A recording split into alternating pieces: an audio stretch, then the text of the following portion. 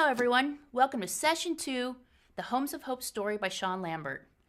This week, we will be covering chapters 3 through 5. And my name is Denise Vernon. I appreciate you joining me today. I'm incredibly honored to have been asked to join this book study. And this is my very first book study at Lutheran Church of Hope. So you may be wondering, what is my connection to Homes of Hope?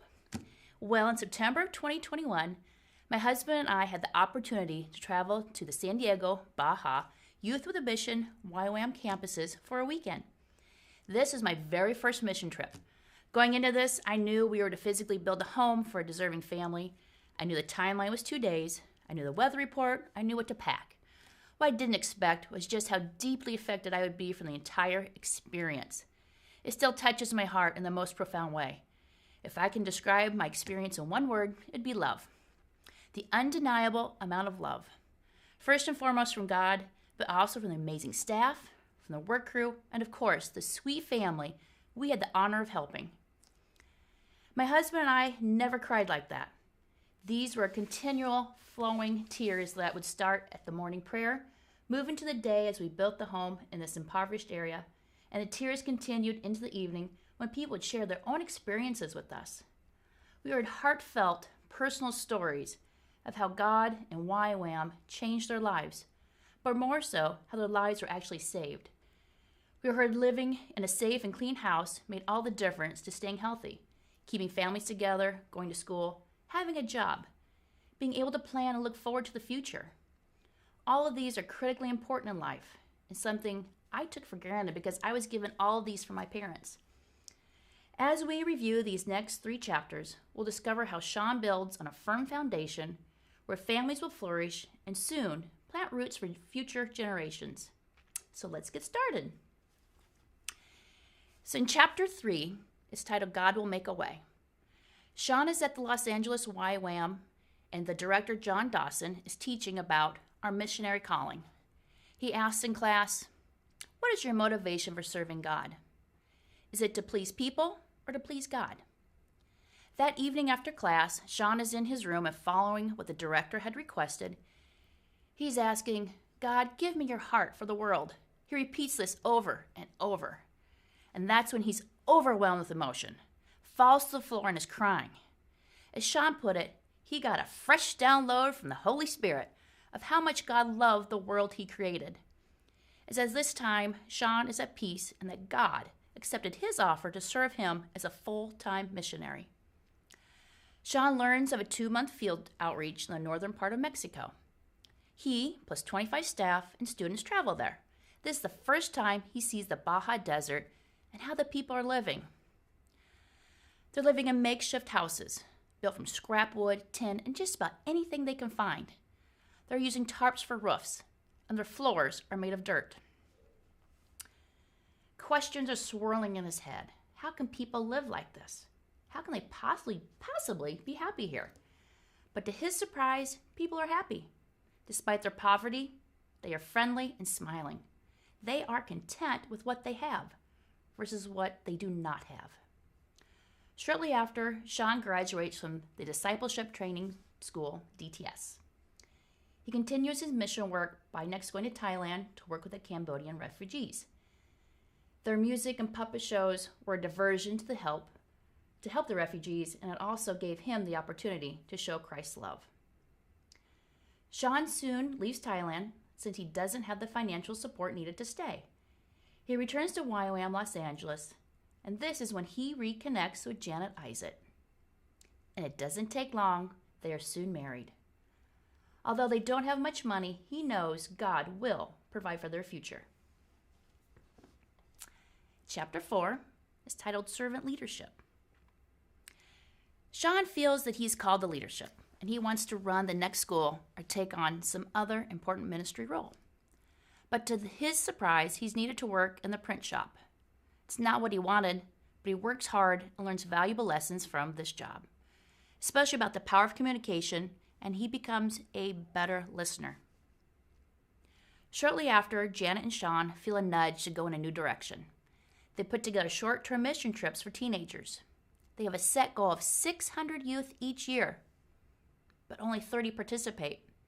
Yet, amid organizing these mission trips with low attendance, Sean hears God's Spirit telling him the goal to reach is now an incredible 1,000 youth per year. The breakthrough moment comes when he receives a call from his brother-in-law, who is a youth pastor. He's asked to design a mission trip for 40 kids. This reignites his idea of group-based trips, and that serving whole churches instead of individuals could be the key to reaching the ambitious goal of 1,000 participants. In his mind, Tijuana would be the perfect outreach location because it's only 3 hours from Los Angeles. Sean goes to Tijuana and soon meets Sergio Gomez, who has been building homes for the poor. Sergio was homeless as a child and sadly knows what it's like. Over the next year, Sean and Janet, with the help of Sergio, work to get more groups to Tijuana. It's on one of these trips they drive by an area of incredible poverty. On pages 33 and 34 of the book is one of my favorite parts. Sergio and Sean have a groundbreaking conversation that leaves Sean speechless. Sean asks Sergio, "Why would people want to live like this?" And Sergio responds, "They are smart. Most families have jobs and can afford a small apartment in the city. They know once they pay their rent, that money is gone forever. Here, they can buy some land, so they'll have something to pass on to their children." Sergio continues, "You see poor people, but I see fighters. I see committed families working hard for a better life. These are the people I am called to help.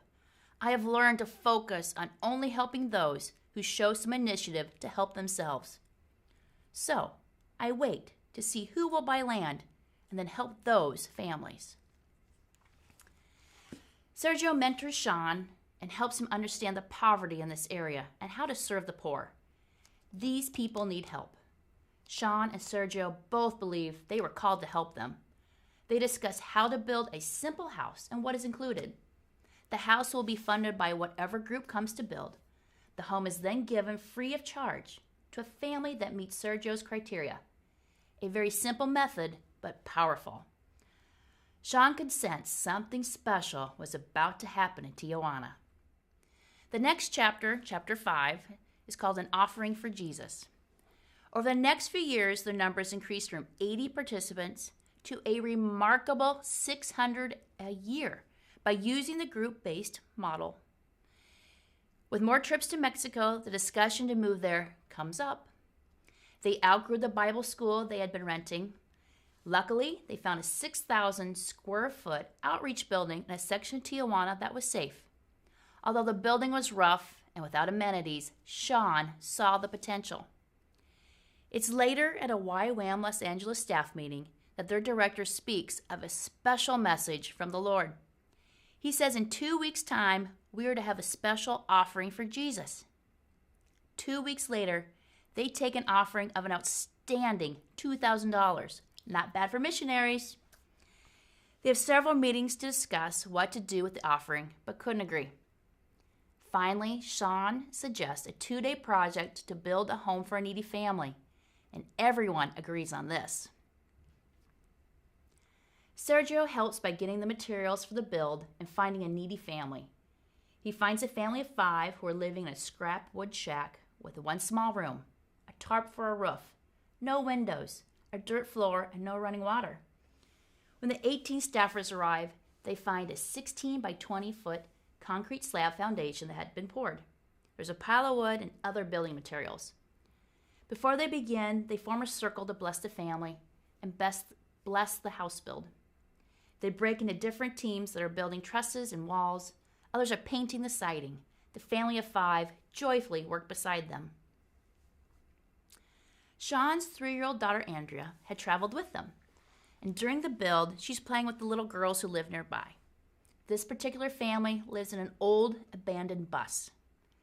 And it's during this first day of the build that Sean's daughter tugs at his shirt and asks, "Daddy, are you going to build a house for the bus people too?" Those words from his little girl tug heavily on his heart and will continue until he later has an answer for her. On the second day, the staffers finish their build. To their amazement, standing in front of them is a house.